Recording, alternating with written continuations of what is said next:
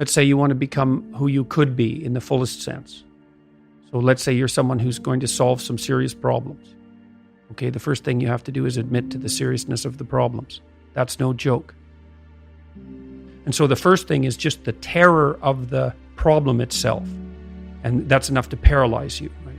And that's the Hydra, that's the Gorgon with the head of snakes. It'll paralyze you and turn you to stone. That's the basilisk in the Harry Potter series.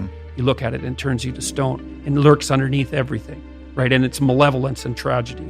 And so there's that. And then the next is, well, you're going to take responsibility for that? You're really going to do that, are you? That's a hell of a load, man. And so it's daunting to even consider that. And then there's the discipline and responsibility that necessitates, which is also daunting.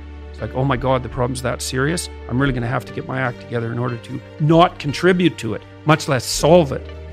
And so the problem is terrible. And then the solution is daunting. But the upside of that is like,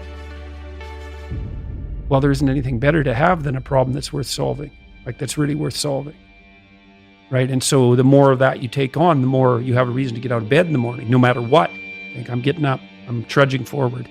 Doesn't matter what I'm suffering from. I've got things that need to be done. They're necessary. And that gives you that sense of purpose that is the antidote to bitterness. Okay, well, let's say you want your life to be meaningful. It's like, okay, then what you do matters. It actually matters.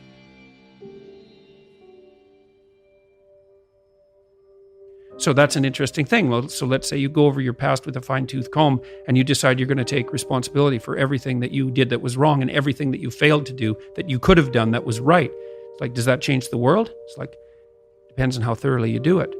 You might say it changes the world like nothing else possibly can. And I think that that's actually right. You have to allow yourself a certain latitude for error. And that's a useful thing to know too. One of the things I tell people when they're trying to develop a vision for their life or an implementable plan is make a bad plan. Like, make the best one you can, but don't get obsessive about it. It's like, make a plan, implement it. You'll figure out when you implement it why it's stupid. Exactly. And then you can fix it a little bit. Compare yourself to who you were yesterday and not to who someone else is today. It's the same basic idea, right? Is that you have to get your markers for success right, because otherwise you can end up in the situation you described, which is that, like, there's always people out there who are doing far better than you on pretty much anything you want to imagine. And if all you're doing is seeing yourself in their reflected light, let's say, then it's going to be pretty damn dismal. But it's not a good comparison, because you shouldn't just compare. Well, first of all, there's danger in just comparing yourself to others, period, because they're not you, and God only knows what struggles they had to undertake to get to where they were, or what burdens they're currently carrying that you're not aware of. You just don't know any of that. But you can certainly contrast yourself with yourself, and that's a lot better. It is the only way. Well, it's also the only way of really measuring anything approximating proper improvement. You can actually tell when you're a little better than you were yesterday. Right. So, and you can actually do that. That's another thing that's so interesting about it, is that you can actually make yourself a little better in some way, pretty much, well, I don't know if it's at every moment, but you can certainly do it every day. It's funny. I mean, you know, obviously, if you have a problem and you think about it, you can think up a solution. And it's not obvious how you do that. You know, I mean, it's not like you know how you're manipulating your neurons or something. It happens of its own accord in some sense, like you can participate in it, I guess, and you can interfere with it, and it seems to take a certain amount of willpower, but it still all happens mysteriously behind the scenes. One of the things that I've been so, you know, there's lots of different ways to interpret the world, and you can maybe even make a case that there's an endless number of ways to interpret the world. And the problem with that is that it kind of disorients you in terms of what you should be doing. But just because there's a very large number of ways to interpret the world doesn't mean there's a very large number of productive, meaningful, and sustainable ways to interpret the world.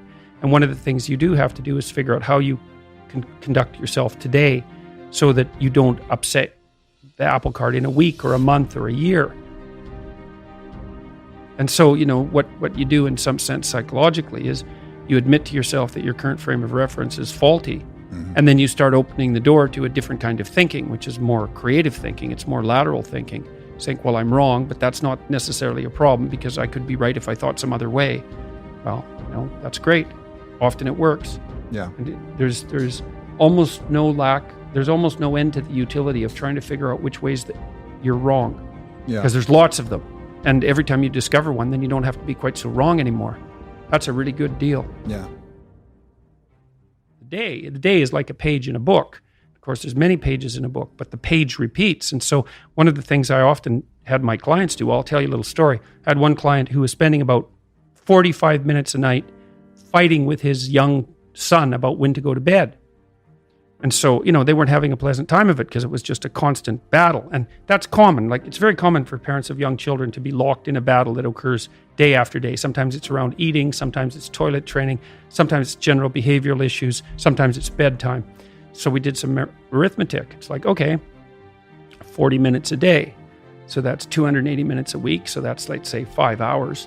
It's 20 hours a month. It's 240 hours in a year. That's 6 work weeks. That's a month and a half.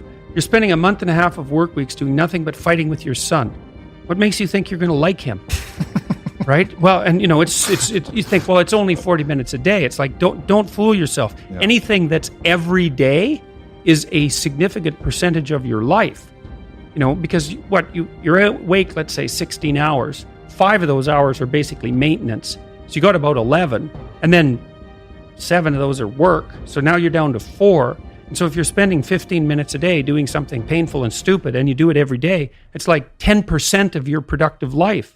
And so it's really useful to get, because people think backwards. They think, well, I have a vacation coming up and that's really important. It's like, no, it's not. You're only going to do it once. It's not that important. Yeah.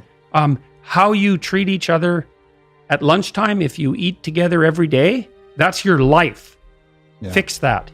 Yeah. Get it so that the food's good. Get it so that you're happy with the people that are sitting there. Fix that. It's like, poof, 10% of your life is fixed. Well, you admit that there's a problem first. And then you ask for the minimum necessary intervention, which would be, all right, well, I'd like to move forward on this, some small amount that someone like me could actually manage. And I'd be willing to carry it out. And then you reorient the way you're thinking as a consequence of that. And something usually pops out of the abyss to guide you. Yeah. It's very strange, but it's not really any stranger than the fact that we can think at all, because the fact that we can think is actually very strange. Mm-hmm. It's strange like the fact that we can dream is strange, and that's strange beyond belief that you can dream, and or that something in you dreams, which is a much better way of thinking about it, because it's not like you're really in control of your dreams. Yeah. They just sort of happen.